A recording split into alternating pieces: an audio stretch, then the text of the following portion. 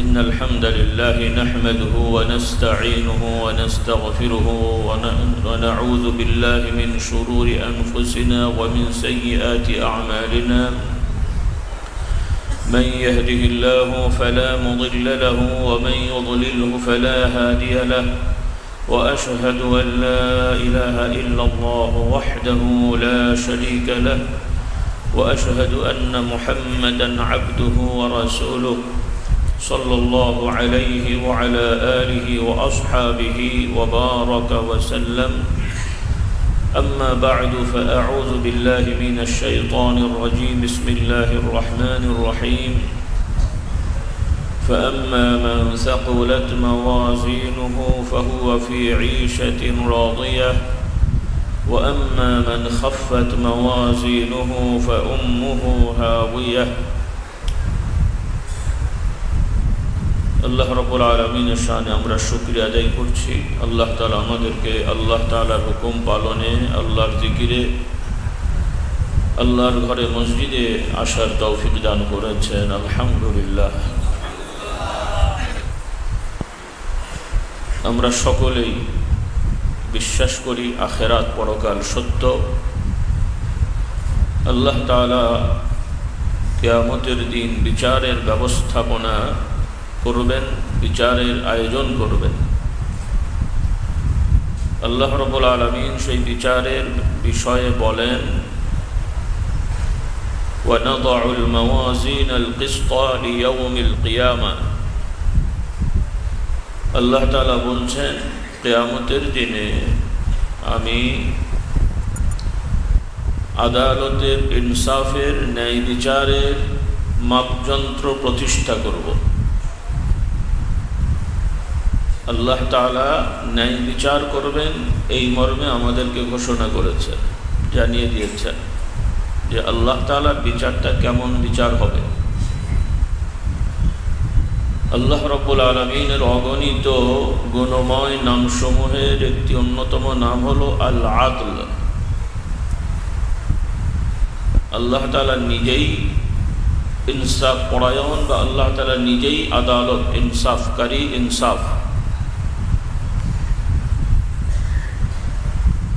এই জন্য আল্লাহ রাব্বুল আলামিন বান্দাদেরকে হুকুম দিয়েছেন অন্য আয়াতে, একদিকে যেমন ইনসাফের কথা বললেন যে আল্লাহ তাআলা আদালত প্রতিষ্ঠা করবেন, ইনসাফ করবেন, আর একদিকে আবার এটাকে দৃঢ়তার সহিত জানিয়ে দিলেন যে আল্লাহ তাআলা কারো প্রতি অবিচার করবেন না। কুরআনুল কারীমে আরেক জায়গায় আল্লাহ তাআলা বলছেন ওয়ামা রাব্বুকা বিযাল্লামিল লিল আবিদ। আল্লাহ তাআলা বলছেন হে নবী, আপনার প্রতিপালক রব তার বান্দাদের প্রতি কখনোই জুলুম করবেন না। সুবহানাল্লাহ। সহিহ হাদিসে বর্ণিত রাসূলুল্লাহ সাল্লাল্লাহু আলাইহি ওয়াসাল্লাম বলেন, আল্লাহ তাআলা বলেন, হাদিসে কুদসির অংশ, ইয়া ইবাদি ইন্নী হাররামতু আলাইয়া যুলমা, আর একটা বর্ণনা হাররামতু আলা নাফসি যুলমা ফালা তাযালামু। হে আমার বান্দারা, আমি আমার নিজের প্রতি অবিচার করা, জুলুম করাকে নিষেধ করে দিয়েছি, নিষেধ করে নিয়েছি, হারাম করে দিয়েছি। সুবহানাল্লাহ। তোমরা খবরদার একে অপরের প্রতি অবিচার করো না। আল্লাহ তাআলা নিজের ব্যাপারে জানিয়েছেন যে তিনি যা ইচ্ছা তাই করতে পারেন, করেন। কুরআনুল কারীম আল্লাহ তাআলা বলছেন ইয়াফআলু মা ইয়াশা ফাআলুল লিমা ইউরিদ। তিনি যা ইচ্ছা করেন তিনি তাই করতে পারেন, করেন, অবশ্যই করেন, যাইটা ইচ্ছা করেন। তার যেটা ইচ্ছা হয় তিনি করবেন। তথাপি আল্লাহ তাআলা নিজের ব্যাপারে জানিয়ে দিলেন যে আমি জুলুম করব না। সুবহানাল্লাহ। নাউযুবিল্লাহ, আল্লাহ মাফ করুন। আল্লাহ তাআলা কারো প্রতি অবিচার জুলুম করলে কারো কিছু করার আছে? আল্লাহ তাআলা ব্যতি রেখে সবই তো সৃষ্টি।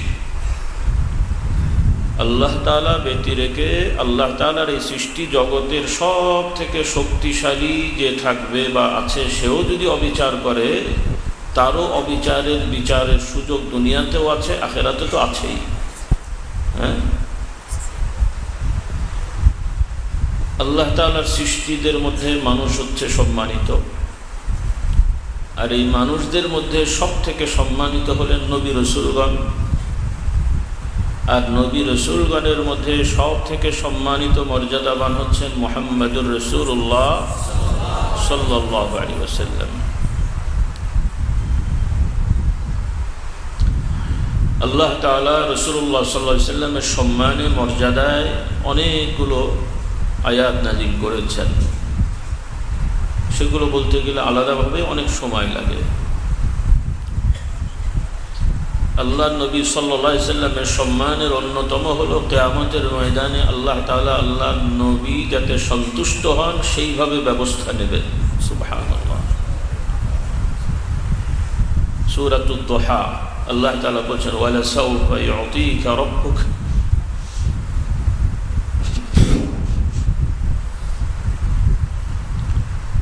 ওয়ালা সাউফা ইউতিকা রাব্বুকা ফাতারদা। আল্লাহ তাআলা বলছেন, হে নবী, আপনার প্রতিপালক আপনাকে এত বেশি নিয়ামত দেবেন যে আপনি সন্তুষ্ট হয়ে যাবেন। আপনি সন্তুষ্ট হওয়া পর্যন্ত আল্লাহ তাআলা আপনাকে নিয়ামত দিতে থাকবেন। সুবহানাল্লাহ। হাদিস শরীফে এসেছে, রাসূলুল্লাহ সাল্লাল্লাহু আলাইহি ওয়াসাল্লাম বলেন, সাহাবারা বলেন যে আল্লাহ রাসূল সাল্লাল্লাহু আলাইহি ওয়াসাল্লাম বলেন যে আমার একটি উম্মত জাহান্নাম থেকে জান্নাতে না যাওয়া পর্যন্ত আমি খুশি হব না।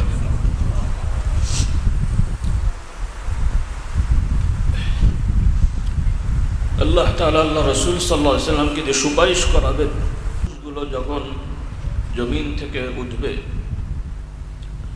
রাসূলুল্লাহ সাল্লাল্লাহু আলাইহি ওয়াসাল্লাম বলেন আমিও উঠব। তো যারা সর্বপ্রথম উঠবেন তাদের মধ্যে অন্যতম রাসূলুল্লাহ সাল্লাল্লাহু আলাইহি ওয়াসাল্লাম। রাসূলুল্লাহ সাল্লাল্লাহু আলাইহি ওয়াসাল্লাম জমিন থেকে উঠে তার কবর শরীফ মুবারক থেকে উঠে আল্লাহ তাআলার আরশের নিচে সিজদায় পড়ে থাকবেন। সুবহানাল্লাহ। আল্লাহ রাব্বুল আলামিন রাসূলুল্লাহ সাল্লাল্লাহু আলাইহি ওয়াসাল্লামকে ডেকে বলবেন, হে নবী, হে মুহাম্মদ সাল্লাল্লাহু আলাইহি ওয়াসাল্লাম, আপনি মাথা উঠান, আমাকে বলুন, আমি শুনছি। আপনি কি চান আমার কাছে চান, আমি আপনাকে দেব। সুবহানাল্লাহ। আপনি আপনার উম্মতের জন্য সুপারিশ করুন, আমি অনুমতি দিচ্ছি। সুবহানাল্লাহ। রাসূলুল্লাহ সাল্লাল্লাহু আলাইহি ওয়াসাল্লাম আল্লাহ তাআলার অনুমতি পেয়ে সুপারিশ করবেন। যারা আল্লাহ তাআলার সাথে বড় শিরিক করবে না, বড় শিরিক, এগুলো আমি বারবার আলোচনা করেছি। বড় শিরিক সংক্ষেপ হলো আল্লাহ তাআলার সত্তার মতন অন্য কোনো শক্তিশালী সত্তা আছে আলাদা, এটা হলো শিরিক বিযযাত বলে। এরকম বিশ্বাস করা। আবার আল্লাহ তাআলা সত্তাগতভাবে এক, কিন্তু তার গুণাগুণ যেগুলো আছে, যেই গুণগুলো এক আল্লাহ তাআলার নিজস্ব, এই ধরনের গুণ কোনো সৃষ্টিকে আল্লাহ তাআলা হস্তান্তর করেছেন, দিয়েছেন সমানভাবে, এই রকম বিশ্বাস করা, এটা হলো শিরিক সিফাত বলে। দুটোই বড় শিরিক, দুটোই বড় শিরিক। আর এই বড় শিরিকে যারা বিশ্বাস করে, সে যে ধর্মেরই হোক, যে মতে নিজেকে দাবি করুক, এই বিশ্বাসে মারা গেলে তার জীবনের সব ভালো কাজ বরবাদ হবে, মানে কিয়ামতে গণ্য হবে না। নাউযুবিল্লাহ। একজন মানুষ যদি মারা যায়, জীবন চলে গেছে, কিন্তু দেহের সব অঙ্গ প্রত্যঙ্গ সুস্থ আছে, কি হবে এটা দিয়ে? কি হবে? আর একজনের জীবন আছে, হাত কেটে গেছে, পা কেটে গেছে, 4 হাত পা সব কেটে গেছে, চোখ বন্ধ হয়ে গেছে, তাকে দিয়ে কাজ হবে কিনা? মানে তার মূল্য আছে কিনা? এই যে শুধু বেঁচে আছে, সে সিদ্ধান্ত নিতে পারছে, এটা একটা বড় জিনিস। কারণ বেঁচে আছে, সিদ্ধান্ত নিতে পারছে, তার সম্পত্তিতে কারো কোনো অধিকার নেই, কেউ কিছু করতে পারবে না। জীবনটা চলে গেছে কিন্তু দেহের কোনো সমস্যা নেই, একদম সুস্থ, চোখ ঠিক, কান ঠিক, সব ঠিক, তাই সে কি সম্পত্তির মালিক? ওয়ারিশ মালিক হয়ে গেছে। তো বাহ্যিকভাবে দাড়ি, টুপি, জব্বা, কিছু ইবাদত, কিছু জিকির আজকার অন্য ধর্মের লোকেরাও করে, মুসলমান নামধারীরাও করে। মানে মুসলমান পরিচয় দিয়েও যদি কেউ বড় শিরকে লিপ্ত থাকে, সমাজে আমরা তাদেরকে বুঝতে পারি না পারি, কোরআনের আয়াত অনুযায়ী কিয়ামতে তার কোনো ইবাদত কবুল হবে না, নাউযুবিল্লাহ। কারণ এটা আল্লাহর কথা, এটা আমাদের কথা না। আল্লাহ তাআলা বলছেন, ওয়া মান ইউশরিক বিল্লাহ ফাকাদ হাররামাল্লাহু আলাইহিল জান্নাহ ওয়া মাওয়াহুন নার। যারা আল্লাহ তাআলার সাথে শরীক করে তার জন্য জান্নাত হারাম, জান্নাতে যাওয়াটাই তার জন্য নিষেধ, আর তার ঠিকানা হবে জাহান্নাম, এবং এটা চিরস্থায়ী জাহান্নাম। সেখান থেকে কখনোই সে বের হবে না। তার জন্য, তাকে বের করার জন্য কোনো নবী, রসুল, আউলিয়া, বুজুর্গ কেউই আল্লাহর কাছে তাআলাকে সুপারিশ করবে না। এদের জন্য সুপারিশ করার অনুমতি তারা পাবেন না। সুপারিশের অনুমতি কাদের জন্য হবে? যারা বড় শিরিক করেনি, আল্লাহ তাআলার বিধানকে বিশ্বাস করে, কিন্তু লোভে পড়ে সমাজে নফসের তাড়নায় কিছু অপরাধ করে ফেলে, বড় গুনাহ, গুনাহগুলো বড় করে ফেলেছে, কিন্তু সে বিশ্বাস করে এগুলো গুনাহ, এগুলো অপরাধ, সে বিশ্বাস করে অন্তর দিয়ে। তারপরে কেন করে? লোভে পড়ে, বদ অভ্যাসে, নফসের তাড়নায়। এরা মুসলিম, মুমিন, কিন্তু অপরাধী, আর এই অপরাধের জন্য জাহান্নামে যাবে। কিন্তু আল্লাহ তাআলা দয়া করে পরবর্তীতে আল্লাহ তাআলার ইচ্ছা অনুযায়ী শাস্তি দিয়ে তাদেরকে নবী রসুলগণের সুপারিশে, আল্লাহ তাআলার অন্যান্য প্রিয় বান্দাদের সুপারিশে, আর এই গুনাহগারদের আশপাশের ভালো ভালো বন্ধু, ভালো মানুষদের সুপারিশে আল্লাহ তাআলা এদেরকে জান্নাত দান করবেন। সুবহানাল্লাহ। এটা হলো শাফাআত, সুপারিশের মূলনীতিটা। এটা অনেকে ভুল বোঝে। কেউ শাফাআত সুপারিশকে অস্বীকার করে, আবার কেউ শাফাআত সুপারিশকে মনে করে এটা আউলিয়া, হুজুর, পীর সাহেব বা নবীদের ব্যক্তিগত ক্ষমতা, ইনি ইচ্ছা করলেই জান্নাত দিতে পারে। নাউযুবিল্লাহ। এই দুটোই খুব মারাত্মক ভুল। শাফাআত ক্ষমতা আল্লাহর, অনুমতি দেওয়ার। আল্লাহ তাআলা চাইলে দেবেন, না চাইলে দেবেন না। আগ বাড়িয়ে কারো কোনো কথা বলার অধিকার থাকবে না। يوم يقوم الروح والملائكة صفا لا يتكلمون إلا من أذن له الرحمن وقال صوابا।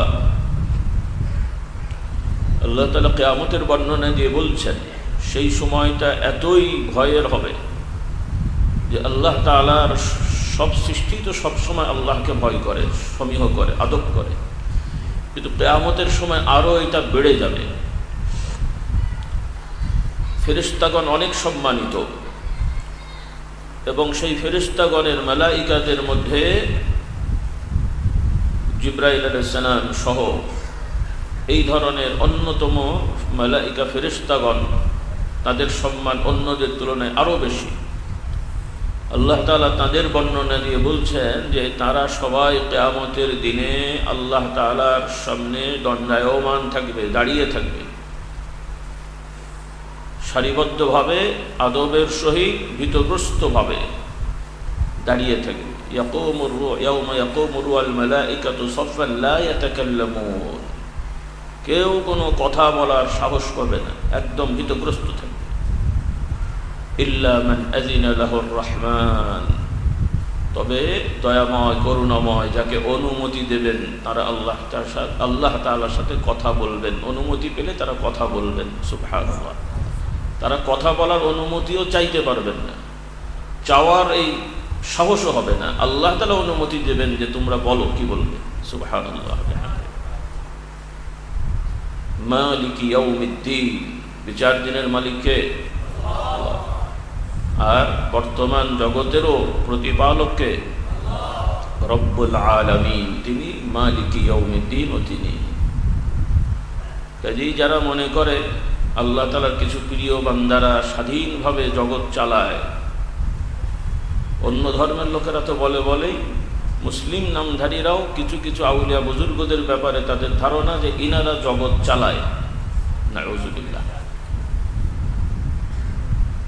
এখন তার অন্তর কেমন আমরা জানি না, কিন্তু এই কথাগুলো শিরকি কথা। বলতে হবে আল্লাহ তাআলা এনাদের দোয়ার ওসিলায় এই নিয়ামত দান করেছেন, দোয়ার ওসিলায় আল্লাহর কাছে চেয়েছেন, আল্লাহ কবুল করেছেন, তিনি চালান না। সিদ্ধান্ত কার? ভাষাটাও ঠিক করতে হবে। কেউ ভালো করলে তার কৃতজ্ঞতা প্রকাশ করতে হয়। রাসূলুল্লাহ সাল্লাল্লাহু আলাইহি ওয়াসাল্লাম বলেন, কেউ যে মানুষের কৃতজ্ঞতা করে না, সে আল্লাহ তাআলার কৃতজ্ঞতাও করে না। আপনাকে কেউ উপকার করলো, আপনি তাকে সাধুবাদ জানাবেন, দোয়া করবেন, নাকি বলবেন যে আমাকে করেছে তো করবেই না। আপনার উপকার করলো, আপনি দোয়া করবেন, কৃতজ্ঞ হবেন, তার প্রতি নমনীয় থাকবেন, নাকি আবার নমনীয় হয়ে সেজদায় লুটিয়ে যাবেন। হ্যাঁ, যেমন আমাদের কিছু জব্বাওয়ালা দাড়িওয়ালারাও কদিন আগে বলেছিল, ইউটিউবে দেখলাম, তার এলাকার উন্নয়নে খুশি হয়ে তিনি বললেন অমুকের দ্বারা এত উন্নয়ন হয়েছে, আমরা সেজদায় পড়ে, তার পায়ে সেজদায় পড়ে থাকলেও নাকি কৃতজ্ঞতা হবে না। এই কি করার কথা রে বাবা! আল্লাহ হেদায়েত দান করুক।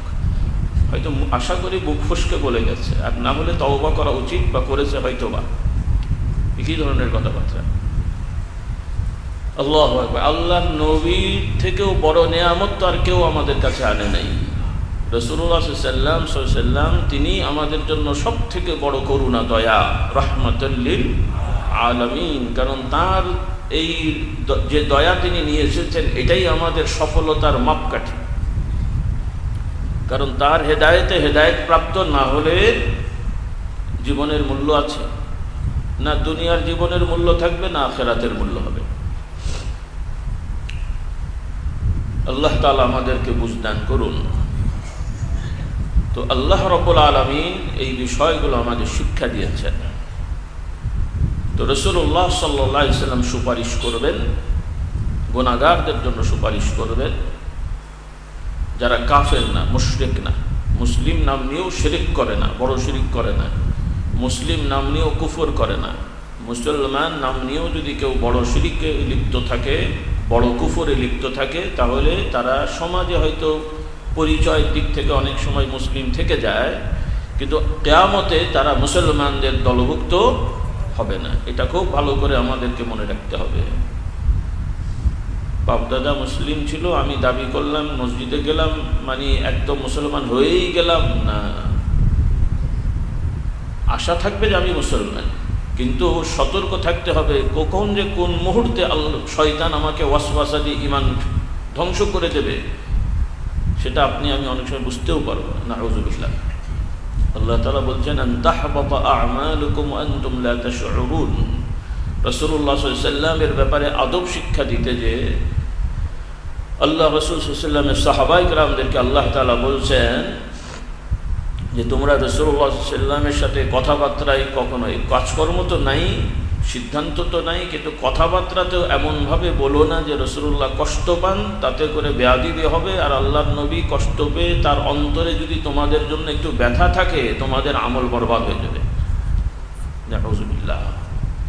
আল্লাহ তাআলা কত সম্মান দিয়েছেন, তথাপি রাসূলুল্লাহ সাল্লাল্লাহু আলাইহি ওয়াসাল্লাম সম্পর্কে আল্লাহ তাআলা আমাদের জানালেন। আল্লাহর নবী নিজেই বলছেন, কোরআনের আয়াত, আল্লাহ তাআলা আল্লাহর নবী সম্পর্কে বলছেন, ওয়ালাউ তাকাওয়ালা আলাইনা বা'দাল আকাওয়িল লাআখাযনা মিনহু বিল ইয়ামিন সুম্মা লাকাতা'না মিনহুল ওয়াতিন। কাফের মুশরিকেরা মনে করত যে রাসূলুল্লাহ সাল্লাল্লাহু আলাইহি ওয়াসাল্লাম নবী দাবি করে আল্লাহর নামে বানিয়ে বানিয়ে কথা বলে। নাউযুবিল্লাহ। আল্লাহ তাআলা জানিয়ে দিলেন যে আমার নবী প্রথমত বানিয়ে বানিয়ে কথা বলার ক্ষমতা তিনি রাখেন না, বা তিনি বলেনও না। তিনি যা বলেন আল্লাহর পক্ষ থেকে, যেই সংবাদটা দেন সবটাই সত্য এবং কোনো সন্দেহ নেই যে এটা আল্লাহর কথা, যেটা আল্লাহর রেফারেন্সে তিনি বলেন। কোরআনুল কারীম অন্য আয়াতে আল্লাহ তাআলা বলছেন, ওয়ামা ইয়ানতিকু আনিল হাওয়া ইন হুয়া ইল্লা ওয়াহয়ুন ইউহা। রাসূলুল্লাহ সাল্লাল্লাহু আলাইহি ওয়াসাল্লাম সম্পর্কে আল্লাহ তাআলা বলছেন যে তিনি তার মন গড়া কোনো বিষয় তিনি বলেন না। আল্লাহ তাআলা সম্পর্কে যখন যেটা বলেন সেটা আল্লাহ তাআলা বলেন বলেই বলেন। আর আল্লাহ তাআলা সাবধান করে দিলেন যে তোমরা মনে করছো যে নবী মানে যা ইচ্ছা তাই বলবে, যা ইচ্ছা করবে, আমি কিছু বলবো না, মানে এরকম করলে ছেড়ে দেবো, তা কখনোই নয়। প্রথমত নবীরা এটা করেন না। তারপরও আল্লাহ তাআলা নিজের শক্তি, ক্ষমতা, মর্যাদা বোঝানোর জন্যে আমাদেরকে জানালেন যে আমার এই নবী মুহাম্মদ সাল্লাল্লাহু আলাইহি ওয়াসাল্লাম তিনিও যদি তিনি তো করেন না, যদি আমার নামে বানিয়ে বানিয়ে কথা বলতো তাহলে আমি এই আমার নবীকেও শাস্তি দিতাম। সুবহানাল্লাহ। যদি বলতেন, কিছু কথাও যদি আমার নামে বানিয়ে বানিয়ে বলতেন, আল্লাহ তাআলা বলছেন সতর্ক করে দিয়ে কঠিনভাবে যে আমি ডান দিয়ে ধরে তার জিভ কেটে দিতাম। সুবহানাল্লাহ, আল্লাহু আকবার। কোরআনের আয়াত। এর অর্থ এটা নয় নাউযুবিল্লাহ আল্লাহর নবীর সম্মান কম, কিন্তু আল্লাহ তাআলার ক্ষেত্রে নবীরাও আল্লাহ তাআলার বান্দা, গোলাম। আল্লাহ তাআলার উপরে কারো কোনো কথা বলার, চিন্তা করার অধিকারও নেই, সুযোগও নেই। আল্লাহ। এই জন্য আল্লাহ তাআলা কিয়ামতের বিচার সম্পর্কে এভাবে আমাদের জানালেন। তো এই ব্যবস্থাপনার বিচার মানে ঈমানদারদের জন্য বড় সুসংবাদ, বড় আশা। বলুন সুবহানাল্লাহ। আর গুনাহ হয়ে গেলে বড় ভয়ের কারণ, কারণ আল্লাহ তাআলার কাছে কোনো গুনাহ, কোনো বিষয় গোপন করার শক্তি, ক্ষমতা কারো নেই। আল্লাহ তাআলা বলে, ইত্তাকুল্লাহ ওয়াল তানজুর নাফসুম মা কদ্দামাত লিগাদ। আল্লাহ তাআলার বিচারকে ভয় করো, আল্লাহ তাআলার শাস্তিকে ভয় করো। তোমরা কে কখন কি করছো সেটা চিন্তা করো, আল্লাহকে ভয় করো। জেনে রাখো তোমরা যা করছো সব কিছু কে খবর রাখছেন? কে খবর রাখছেন? আপনার পাশে যে শুয়ে আছে সেও আপনার গোপন, ওই সময় গোপন যে অন্যায় করছেন সেও জানতে পারে না। কে জানেন? আপনার সাথে নির্ধারিত ফেরেশতা সেও জানতে পারে না। কে জানেন? সুবহানাল্লাহ। ফেরেশতারা ফেরেশতাদের দায়িত্ব পালন করেন, কিন্তু তারাও একটা সীমিত গণ্ডির মধ্যে থাকেন।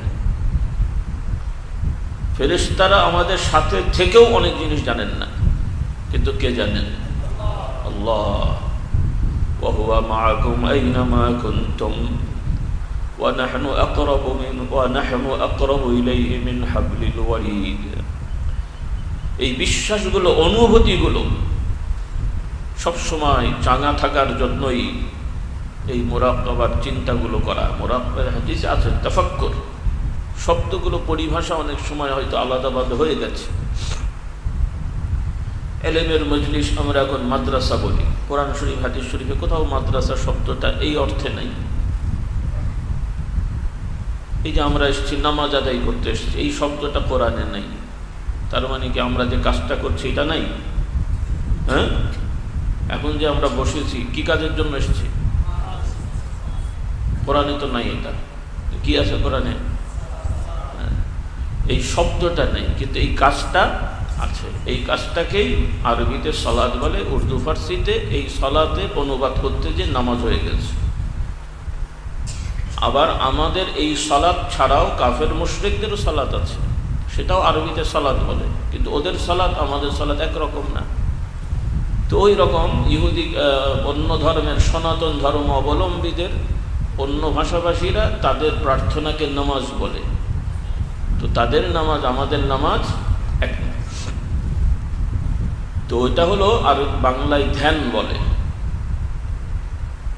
ধ্যানের আরেকটা হলো খালু, আরবি বাংলায় ধ্যান বলে।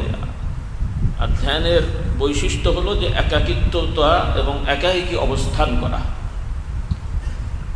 আর এটা হাদিস শরীফে আছে, রাসূলুল্লাহ সাল্লাল্লাহু আলাইহি ওয়াসাল্লাম নিজে করেছেন, নবুয়তের আগেও করেছেন, পরেও করেছেন। মানে দাওয়াতি কাজের নবুয়ত। রাসূলুল্লাহ সাল্লাল্লাহু আলাইহি ওয়াসাল্লামের নবুয়ত তো আল্লাহ তাআলার সৃষ্টির পরিকল্পনা থেকেই আছে, সুবহানাল্লাহ। কিন্তু তিনি দুনিয়ায় হুকুম পেয়েছেন 40 বছর বয়সে, এই কাজ শুরু করার হুকুম। হ্যাঁ, একটা হলো হুকুম পেয়ে কাজ শুরু করা, আর একটা হলো আগে থেকেই প্রস্তুত থাকা। সেনাবাহিনী সবসময় প্রস্তুত, যখন অর্ডার হয় তখন অপারেশনে বের হয়, নাকি নতুন করে তখন সেনাবাহিনীতে ঢোকে। তো রাসূলুল্লাহ সাল্লাল্লাহু আলাইহি ওয়াসাল্লাম সহ সব নবীরা জন্মগতভাবেই আল্লাহ তাআলার নির্ধারণায়, তাকদীরে তারা নবী রাসূল, তারা হঠাৎ করে হয়ে যান না। কিন্তু আল্লাহ তাআলা এক এক নবীকে এক এক বয়সে হুকুম দেন এই কাজ শুরু করার। রাসূলুল্লাহ সাল্লাল্লাহু আলাইহি ওয়াসাল্লাম তার 40 বছর যখন হলো তখন তিনি নবুয়তি মানে দাওয়াতি কাজ কি করেন, শুরু করেন। রাসূলুল্লাহ সাল্লাল্লাহু আলাইহি ওয়াসাল্লাম এই নবুয়তি দাওয়াতি কাজ শুরু করলেন। যখন থেকে সরাসরি আল্লাহর পক্ষ থেকে ওহী আসা শুরু হলো, তখন তিনি কোন অবস্থায় কোথায় ছিলেন? কোথায় ছিলেন? গারে হেরা, হেরা গুহায়। কোথায়? মানে একটা পাহাড়ের গুহা, পাহাড়ের নাম হেরা, আর ওই গুহাকে আরবিতে বলে গার। সেখানে তিনি অবস্থান করছিলেন একা একই। কি করছিলেন? সেখানে তিনি ইব্রাহিম আলাইহিস সালামের শরীয়ত মোতাবেক ইবাদত বন্দেগী করছিলেন। সেই ইবাদতের একটা হলো যে নির্জনতা অবলম্বন করে একা একই দীর্ঘ সময় বা কয়েকদিন লাগাতার অবস্থান করা। এই শরীয়তটা ইব্রাহিম আলাইহিস সালামের শরীয়ত, আর সেটা রাসূলুল্লাহ সাল্লাল্লাহু আলাইহি ওয়াসাল্লাম পালন করছিলেন। এটা আরব দেশে কেউ কেউ জানতো বা মানত, অনেকে জানলেও মানত না, কিন্তু রাসূলুল্লাহ সাল্লাল্লাহু আলাইহি ওয়াসাল্লাম সহ কেউ কেউ এটা মানতেন। তো এটা তিনি করছিলেন। আর আমাদের শরীয়তে একা একই বন জঙ্গলে যাওয়া সেটা জরুরি না, কিন্তু হাদিস শরীফে এসেছে রাসূলুল্লাহ সাল্লাল্লাহু আলাইহি ওয়াসাল্লাম বলেন, কিয়ামতের ময়দানে আল্লাহ তাআলার নিজস্ব ছায়াতে যারা ছায়া পাবেন তাদের মধ্যে অন্যতম হলো একদল মানুষ, বা ওই মানুষগুলো যারা একা একা আল্লাহ তাআলার জিকির করে কান্নাকাটি করে। সুবহানাল্লাহ। রাজুলুন যাকারাল্লাহ খালিয়ান ফাফাদাত আইনা। নির্জনে একা একা বসে থাকে বা একা একা অবস্থান করে, আল্লাহ তাআলা জিকির করে আর আল্লাহ তাআলার কাছে কান্নাকাটি করে। এই একাকিত্ব দুই রকমের, সব সময় মানে সারা বছরই যে কোনো সময় হতে পারে, যে কোনো কয়েক ঘন্টার জন্য, কত অল্প সময়ের জন্য এটা হতে পারে। আর বিশেষ করে রোজা অবস্থায় মসজিদে অবস্থান করা, ইতিকাফ যেটাকে বলা হয়, এটাও সারা বছর চলে। এটা অনেকে বোঝে না। আমরা সাধারণত মনে করি ইতিকাফ মানে শুধু রমজানের শেষ 10 দিন। শুধু রমজানের শেষ 10 দিন না, রমজানের শেষ 10 দিন ইতিকাফ সুন্নাহ, মানে সুন্নাহ বলতে বেশি সওয়াবের।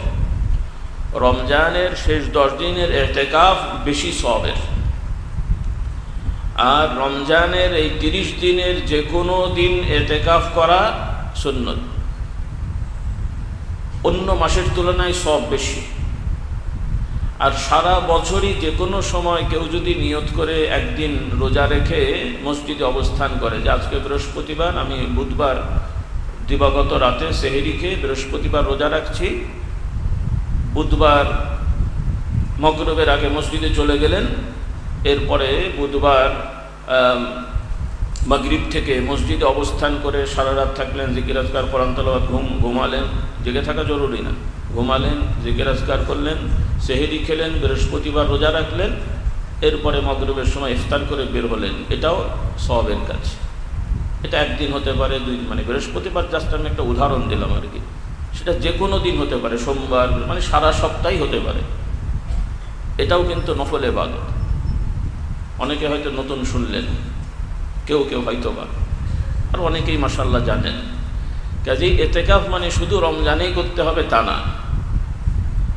আপনার আমার যাতে সুযোগ আছে, অনেকে দেখা গেল রমজানে ব্যস্ততা আছে, পারে না, কিন্তু আপনি রমজানে না পারলে এমনি কোনো মাসে যদি সরকারি ছুটি বেসরকারি ছুটি আপনার ছুটি আছে 5 দিন 10 দিন 20 দিন 1 মাস ফ্রি আছেন, এই ফ্রি সময়টা বড় ইনকাম করে ফেলেন। বলুন সুবহানাল্লাহ। এই ফ্রি সময়টা বড় ইনকাম করে ফেলেন। হ্যাঁ, এমনকি এখানে তো সেরকম লোক কম, যদি বেড়াতে যেতে হয় সেখানেও ইনকাম করতে পারেন। বাচ্চা কাচ্চাদের বলে তোরা ঘুরতে থাক, আমি মসজিদে এতেকাফ করছি। কক্সবাজারে যে এতেকাফ করেন, কে মানা করছে?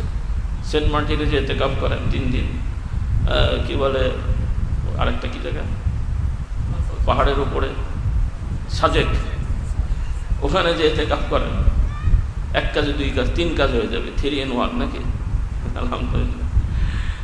কারণ অনেক সময় এলাকার মসজিদও এতেকাফ করলে ঝামেলা হয়, ই যে খোঁচায় ও যে খোঁচায়, কথা বললেন। মসজিদ তো এমনি সময় না হলে নাই, কিন্তু নামাজের সময় তো 2-4 জন যায়, ডিস্টার্ব করে। এই জন্য মুজাদ্দিদে জামান রহমতুল্লাহ আলাই তিনি ফুরফুরা এতেকাফ করতেন না। তিনি এতেকাফ করতেন ফুরফুরা থেকে পাশের একটা গ্রাম আছে, ওখানে একটা ছোট্ট মসজিদ, ওনারাই হয়তো উনি বানিয়েছেন বা কেউ বা কারা প্রতিষ্ঠা, আমার ঠিক মনে নেই। মানে ওখানে আশপাশে তখন, এখনও তো গ্রাম, মানে অল্প কিছু ঘর আছে, তার মধ্যে একটা মসজিদ আছে, তার মানে খুবই অল্প লোক ওখানে আসে, আশপাশের বসতিও কম, আর 2-4 জন যারা আছে খুবই সাদাসিধে বুড়ো মানুষ বা অল্প বয়সের, ওখানে যে এতেকাফ করতেন, যাতে কোনো মুরিদ টুরিদ ওখানে জানতেও না পারে, যেতেও না পারে, ওখানে যে এতেকাফ করতেন। কারণ মসজিদ তো জামাত তো হতে হবে, এই জন্য। কারণ ফুরফুরার মসজিদ তো আশপাশে সবাই জ্ঞাতি গোষ্ঠী আত্মীয় স্বজন, কিছু মুরিদ তো যাবেই, পানি পড়া তেল পড়া মাথা পড়া, কি বলেন, আরও কিছু পড়া, তো সেজন্য ওখানে যে উনি এতেকাফ করতেন। তো খালওয়া, তো রাসূলুল্লাহ সাল্লাল্লাহু আলাইহি ওয়াসাল্লাম নবুয়তি দায়িত্ব পালন শুরু করার আগেও এতেকাফ মানে এই খালওয়াতে ছিলেন। পরে আল্লাহ রসুলের শরীয়তে আল্লাহ তাআলা মসজিদ কেন্দ্রিক এতেকাফের ব্যবস্থা করে দিয়েছেন। এজন্য পরে রাসূলুল্লাহ সাল্লাল্লাহু আলাইহি ওয়াসাল্লাম আর ওই গুহায় যাননি, কারণ ওইটা দরকার হয়নি। মসজিদ হয়ে গেছে আমাদের জন্য নির্ধারিত। এখন রাসূলুল্লাহ সাল্লাল্লাহু আলাইহি ওয়াসাল্লাম মসজিদে এতেকাফ করেছেন। কখনো কোনো 1 বছর রমজানের প্রথম 10 দিন করেছেন, কোনো 1 বছর মাঝের 10 দিন করেছেন, শেষের দিকে তিনি পরবর্তীতে শেষের 10 দিন এতেকাফ করতেন। তার 2টা কারণ, মানে বিশেষভাবে এজন্যে যে এই শেষের 10 দিনে লাইলাতুল কদর হয়ে থাকে। কোন রাত? লাইলাতুল কদর। আল্লাহ তাআলা আমাদেরকে এই আমলগুলো করার তৌফিক দান করুন। এই আমলগুলো কেন বললাম? কিয়ামতে যে বিচার হবে, বিচারে আমাদের কথা কাজ সব কিছু মাপা হবে, যে আমরা কত ভালো কথা বলেছি, কত ভালো কাজ করেছি, এগুলো আল্লাহ তাআলা তার মতন করে মাপবেন। সুবহানাল্লাহ। শুধু মসজিদে সিমেন্ট দিয়েছেন এই বস্তা মাপা হবে না, শুধু নামাজ পড়েছেন এই কর্ম মাপা হবে না, এই যে মুখে আমরা কথা বলছি এই কথাগুলোও মাপা হবে। কথাগুলো কি হবে? মাপা হবে। কত টাকার কথা বললেন, এখন মাপা হয় না? আগে বলতেন মুখের কথার কি দাম আছে, এখন তো বোঝা গেল মুখের কথাও দাম আছে না নাই। গ্রামীণ ফোন হলে একরকম, এয়ারটেল হলে আর এক রকম, বিদেশে কথা বললে আর এক রকম, মিনিটে টাকা কাটে।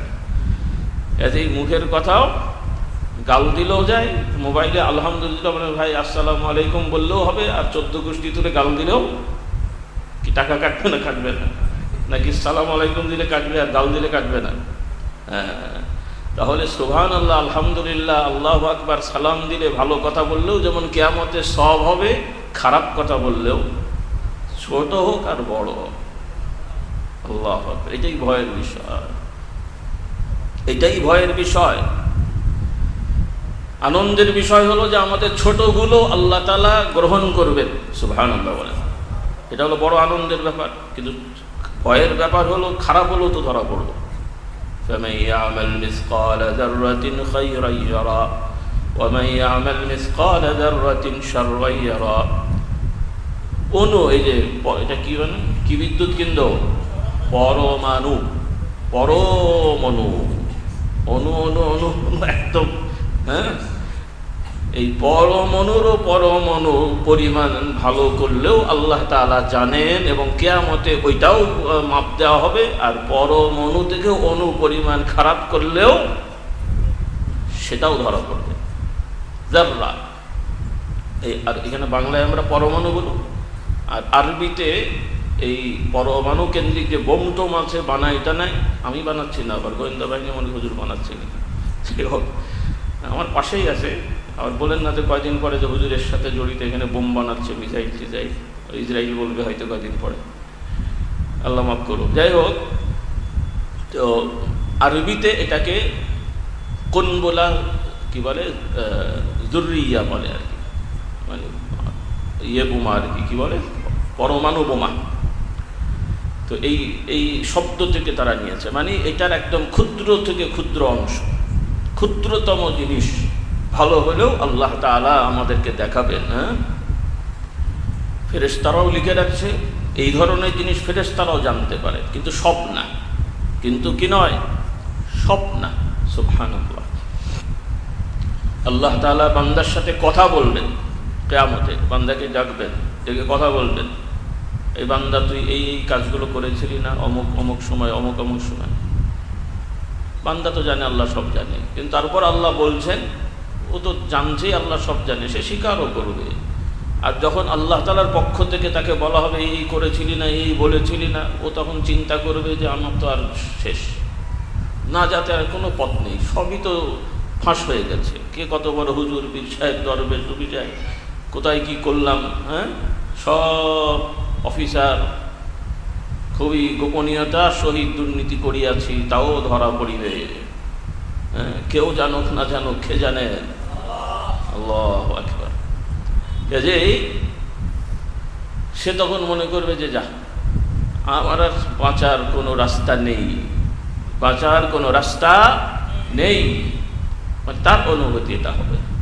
আল্লাহ তাআলা বলবেন হ্যাঁ আমি সব জেনেছিলাম, তবে তোর কিছু ভালো কাজ ছিল, সেটার জন্যে আমি আর ফেরেশতাকেও জানতে দিইনি। ফেরেশতারাও জানতে পারে নাই, যে মানুষগুলো হয়তো বা জেনেছিল তারাও ভুলে গেছে, আল্লাহ পাক ভালো জানেন আর কি। কারণ কেউ জানছে না, কে জানছেন? আর ও যে করেছিল ও জানছে, আর ও এক সময় ভুলে গেছিল, আল্লাহ বলার পরে মনে পড়েছে আমি করেছিলাম, ওরও মনে নেই করেছিল কিনা। ভালো এবং মন্দ, ভালো এবং মন্দ। রাসূলুল্লাহ সাল্লাল্লাহু আলাইহি ওয়াসাল্লাম, ওই যে বললাম আয়াত এসছে, রাসূলুল্লাহ সাল্লাল্লাহু আলাইহি ওয়াসাল্লাম বলেন কিয়ামত অনেক মানুষ এমন ভালো কাজ বা ছোট কাজ করে, ভালো কাজ কিন্তু ছোট ভালো কাজ, মানে তার কাছে মনে হচ্ছে খুব হালকা, ভালো তবে করেছি আর কি, কত আর ভালো হবে, কতটুকু আর সব হবে, এরকম মনে করবেন। কিন্তু ওই কাজটাই আল্লাহ তাআলার কাছে এত প্রিয় হয়ে গেছে যে ওইটা তার জন্য নাজাতের ওসিলা হয়ে যায়। আল্লাহ মাফ করুন। আবার উল্টোটাও হয়, অনেক সময় অনেক কথা বা কাজ এইভাবে হেলাই ধুলাই বলে ফেলে, করে ফেলে, মনে করে বললাম আর কি, করলাম আর কি, কিন্তু আল্লাহ তাআলার কাছে এতই জঘন্য খারাপ হয়ে যায় যে ওইটা তার জন্য ধ্বংসের কারণ হয়ে যায়। আর বিশেষ করে সৃষ্টির অধিকার কেন্দ্রিক এটা বেশি হয়। কার অধিকার কেন্দ্রিক? সৃষ্টির অধিকার কেন্দ্রিক। কারণ আল্লাহ তাআলার অধিকার কেন্দ্রিক অনেক সময় বেখিয়ালে ভুল বললেও, অন্তর ঠিক থাকলেও আল্লাহ তাআলা জানেন ওর অন্তর ঠিক, ও বেখিয়ালে বলে ফেলেছে, কিন্তু মানুষ কি জানে নাকি? নেতার সামনে একবার উল্টো পাল্টা বলে দেখেন দেখি, তারপরে তওবা দিল্লাহ যতই করেন ওর মনে একটা রেখা পড়বে, ও মনে হয় বেলকিবাজি করছে, হয় মুনাফিকি করছে, ও আর সোজা করা মুশকিল। একবার সন্দেহ ঢুকে গেলে কোনো হুজুরের পানি পড়া, তেল পড়া, মধু পড়া দিয়ে সোজা হয় না। এজন্য আরবি একটা কবিতা আছে, জারাহাতু সিনানি লাহাল তিয়ামু ওয়ালা তালতামু মা জারাহাল লিসানু, এই ধরনের একটা কথা আছে। অর্থাৎ ছুরির আঘাত অনেক সময় মুছে যায়, মলম টলম দিলে, বড় বড় দামি মলম অ্যান্টিবায়োটিক দিলে অনেক সময় মুছে যায়, কিন্তু মুখের কথার আঘাতের চিহ্ন কি হয় না? মোছে না, মোছে না, মোছে না। এই জন্য জবানকে খুব সতর্ক রাখা, জবানকে খুব সতর্ক রাখা। এবং যারা কাজ করেন, বিশেষ করে দ্বীনি কাজে, মানুষের কাছে সবসময় আল্লাহকে তো ভয় করবেন, মানুষকে ভয় করবেন। কারণ আপনার প্রতি একবার যদি আস্থা নষ্ট হয়ে যায়, যত মোটা তসবিহ টানেন আর যত লম্বা মেসওয়াক ঘষেন আর যত মোটা পাগড়ি পড়েন, বাটপাট ছাড়া আর কিছু বলবে না। যত কাদিরা চষ্টিয়ার মধ্যে পরে বলবে যে আওর বাটপাড়িয়া, और बाटपारी পাবলিক এত সোজা যাবে। রাসূলুল্লাহ সাল্লাল্লাহু আলাইহি সাল্লাম জন্মগতভাবে সত্যবাদী হওয়ার পরেও মানতে চাইনি, বলছে উনি সত্যি কথা বলে। তারপরে এই কথা যখন বললো ইমানের কথা, তখন বলছে যে হয়তো বা ওনার উপরে সের জাদু টাদু হয়েছে। মিথ্যে কথা বলছে, এটা বলতে আর সাহস নেই, বলছে যে হয় জাদুর কারণে হয়তো বলে ফেলেছে। আল্লাহু আকবার বলে। দেখেন কাফেরদের অবস্থা দেখেন, মিথ্যেবাদী বলতে পারছে না, ঘুরিয়ে ঘাড়িয়ে বলছে মনে হয় একটু ব্রেনে দোষ হয়ে গেছে অথবা জাদুর আসর পড়েছে, নাউজুবিল্লাহ বলে, এই জন্য খামাখালি বকছে। লোক ভালো, কিন্তু বলতে পারছে না যে উনি মিথ্যে কথা বলছে। আর আপনি আমি কোথাকারকে দরবেশ হয়ে গেলাম, আমানত দায়িত্ব পেয়েই খেয়ানত করে ফেলেছি, তারপরে এবার জব্বা জব্বা সুবহানাল্লাহ আলহামদুলিল্লাহ যতই পড়েন কিচ্ছু হবে না। হ্যাঁ, আপনি তওবা করেছেন, আল্লাহ হয়তো কবুল করে নিলেও মানুষের মনে এই যে একবার আপনার প্রতি অনাস্থা হয়ে গেল, এটাকে তওবা থিল্লা করেও সোজা করা, কেন ওরা দেখছে যে এই একবার তওবা করে আবার করে, আবার তওবা করে আবার করে, হ্যাঁ এই ক্ষমা চাইছে আবার সেই যেই কাজ সেই, এই ক্ষমা চাইছে আবার যেই কাজ সেই, তাহলে হলো কোথায়?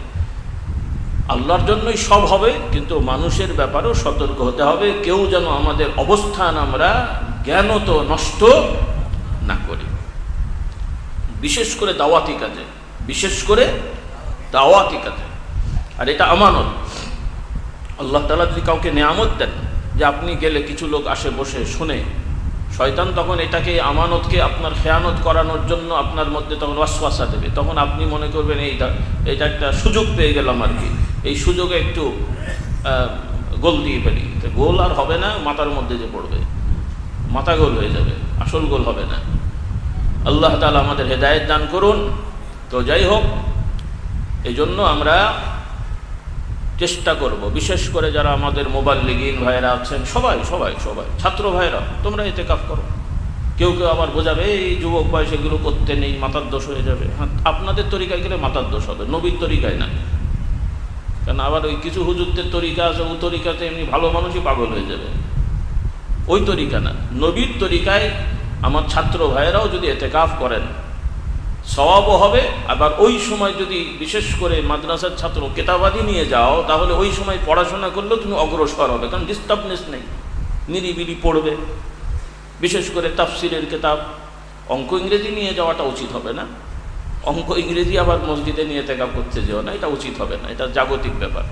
কিন্তু তাফসিরুল কোরআন নিয়ে যাও, হাদিস নিয়ে যাও, মাসলা মাসাইলের কেতাব নিয়ে যে এই অবসর সময়, আর আমাদের আশা থাকবে, দাবি থাকবে ইনশাল্লাহ অন্য সময় শিডিউল বাড়িয়ে, রমজান মাসে শিডিউল কমিয়ে ছাত্রদেরকে একটু সুযোগ করে দেয়া, আর একটা বড় সময় রমজান মাসে ছাত্রদের ছুটি দিয়ে দেওয়া, বিশেষ করে শেষের 10 দিন। ভালো প্রস্তাব না খারাপ প্রস্তাব? পুরো রমজানটা আমি ভালো মনে করি না, কারণ এরা অলস হয়ে যাবে। এরা মনে করে রমজান মানে রোজা রেখেছি আর কিছু করা যাবে না। না, সাহাবারা রোজার দিনে বাধ্য হয়ে যুদ্ধ করেছেন, সুবহানাল্লাহ। আপনি যদি রোজা মানি যে শুধু ঘামাবো আর ঘুমাবো তাই মনে করেন, না, তা হবে না।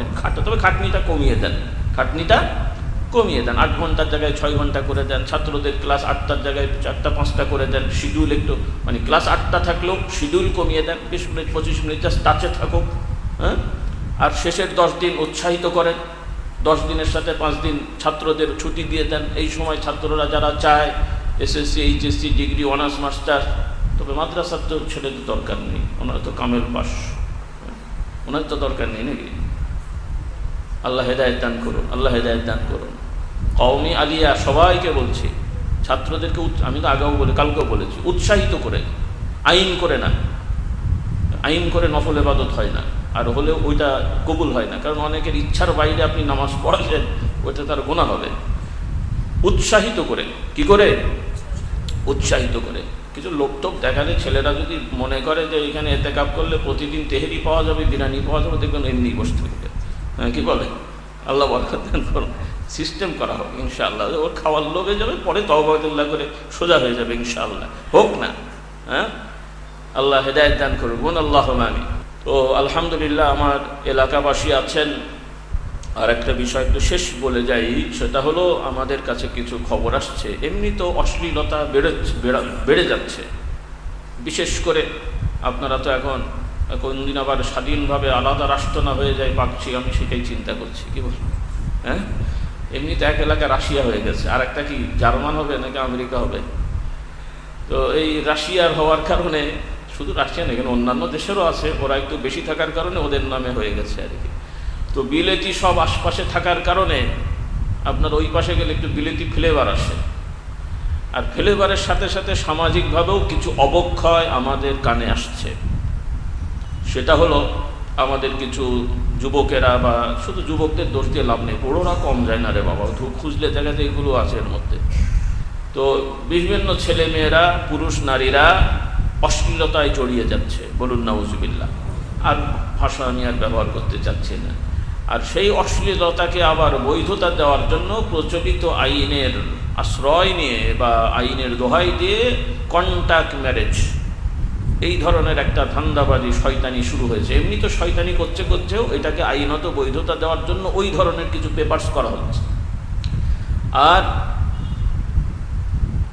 এটার সাথে দেখা যাচ্ছে যে ওদের অধিকাংশই খ্রিস্টান, কারণ কোনো খ্রিস্টান পুরুষের সাথে কোনো মুমিন মুসলমান নারীর বিয়ে হতে, খ্রিস্টান শুধু না, অন্য ধর্ম অবলম্বী কোনো পুরুষের সাথে কোনো ঈমানদার নারীর বিয়ে হতে পারে না।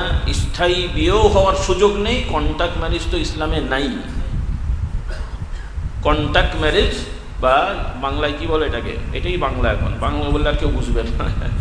হ্যাঁ, চুক্তিভিত্তিক বিবাহ বলি, আবার কি জিনিস খাবে না মাথায় দেবে, কন্ট্যাক্ট ম্যারেজই হোক। যাই হোক, বিভিন্ন মেয়াদ ভিত্তিক বিবাহ, 3 মাস 6 মাস 5 মাস, এই শয়তানিগুলো অন্যান্য দেশে আছে। এই সমস্ত জায়গাতেও, ঢাকাতেও কিছু শয়তানি হয়। এগুলো এই নাউজুবিল্লাহ এই পাকশি এলাকার আশপাশে ছড়ানোর কিছুটা সংবাদ পাওয়া যাচ্ছে। এলাকাবাসী সচেতন হবেন, আপনার ছেলেদের ব্যাপারে সচেতন হবেন, আপনার মেয়েদের ব্যাপারে সচেতন হবেন। কারণ বিভিন্ন কলেজ ইউনিভার্সিটির ছেলে মেয়েরা এই সমস্ত শয়তানিতে অনেক কৌশলে জড়িয়ে যাচ্ছে। আর এখানে এটা লোভনীয় একটা বিজনেস হয়ে গেছে। বাকি আর আমি বলছি না, আপনারা সচেতন হবেন। প্রশাসন, গোয়েন্দা বিভাগ, কারণ এই জায়গায় তো মোটামুটি বাংলাদেশের কোনো বিভাগে বাদ নেই, সব বিভাগই এই সমস্ত এলাকায় আছে। শুধু বাংলাদেশ কেন, আশপাশের বড় বড় রাষ্ট্রের বিভাগগুলো আছে। ওরা ওদের কাজ করুক, হ্যাঁ, আর আপনারা আপনাদের কাজ করেন দেশ জাতি আপনার সন্তান রক্ষার জন্যে, তাদের চরিত্র রক্ষার জন্যে। এগুলোর ব্যাপারে আপনাদের সচেতন হতে হবে। যদিও অনেকে মনে করবেন যে এটা আমার বিভাগ না, কিন্তু আপনি যদি জেনে থাকেন এরকম হয়, যদিও এটা আপনার বিভাগ না হয় প্রচলিত সিস্টেমে, কিন্তু আপনি একজন ইমানদার মুমিন হিসেবে এখানেও আপনার দায়িত্ব আছে। অর্থাৎ এই বিষয়টা যাদের সাথে রিলেটেড তাকে আপনি ইনফরমেশনটা দেন, তথ্য প্রমাণ সহ, যে ভাই আমি তো এখানে অপারেশনে যেতে পারছি না, আমি তথ্য পেয়েছি, এই তথ্য উপাত্ত, আপনি এখানে যান। কথা ক্লিয়ার? সব কথা সবাই বুঝবেন না, যার যেটা বোঝার বুঝে ফেলেন। আল্লাহ তাআলা আমাদের বোঝার তৌফিক দান করুন। তো আলহামদুলিল্লাহ, এবছর 4 দিন ব্যাপী তালিমি মাহফিল হচ্ছে। 2 দিন বিশেষভাবে আর আমভাবে 2 দিন, সব মিলিয়ে 4 দিন। আগামীবার আমি চিন্তা করছি 7 দিন করা হবে। বিশেষভাবে 7 দিন, সবার জন্য 7 দিন না। বিশেষ যারা 7 দিনের শর্ত হলো, যারা রেজিস্ট্রেশন করে 7 দিন থাকবেন, শিখবেন, সব সব বয়সের আমাদের ভাইরা, মোবাল্লিগ ছাড়া যারা আছেন, যারা আগ্রহ যে আমি 7 দিন দরবারে থেকে কিছু শিখবো ইনশাল্লাহ, তাদের জন্য এটা ব্যবস্থাপনা থাকবে। শর্ত হলো যে এই 7 দিনের যাবতীয় খরচ নিজেরটা নিজে বহন করতে হবে। যেটা নির্ধারিত করা হবে পুরোটাই নিজেকে দিতে হবে, তাহলে এটা সহজ হবে। আল্লাহ তাআলা আমাদেরকে তৌফিক দেন। আর আমভাবে 2 দিন আমাদের যেমন হয়, বৃহস্পতিবার, শুক্রবার, শনিবার ফজরের বেলায় দোয়া, মানে 2.5 দিন বা 2.25 দিন, নাকি যেটাই হোক, এগুলো আমরা চেষ্টা করব। আমরা কখনোই একান্ত জীবন মরণ এবং বড় ধরনের ক্ষতির আশঙ্কা না হলে কোনো সময় মিথ্যে কথা বলবো না। কারণ ইসলামে কিছু বিষয় আছে, কিন্তু আমরা যেভাবে মিথ্যে কথা বলি এগুলোর কোনো ছাড়, বিশেষ করে যেগুলো বলি কিছু কারণ আল্লাহ তাআলা আমাদের জীবনকে অনেক মূল্য দেন, বলুন সুবহানাল্লাহ, অনেক সুবহানাল্লাহ। অনেক সময় আল্লাহ তাআলাকে নাউজুবিল্লাহ গালি দিয়েও জীবন বাঁচানোর জন্য যদি বলতে হয়, কিন্তু অন্তর ঠিক থাকলেও আল্লাহ তাআলা ছাড় দিয়েছেন। সুবহানাল্লাহ, আমার আল্লাহ কত রহমান, সুবহানাল্লাহ, ছাড় আছে। তবে হ্যাঁ, কেউ যদি জীবন দিয়ে দেয় আল্লাহ তাআলা তার জন্য যথেষ্ট হয়ে যায়। সুবহানাল্লাহ। তবে আল্লাহ তাআলা দুইটা ওয়ে রেখেছেন, কারণ সবাই তো একরকম ইমানদার হতে পারে না।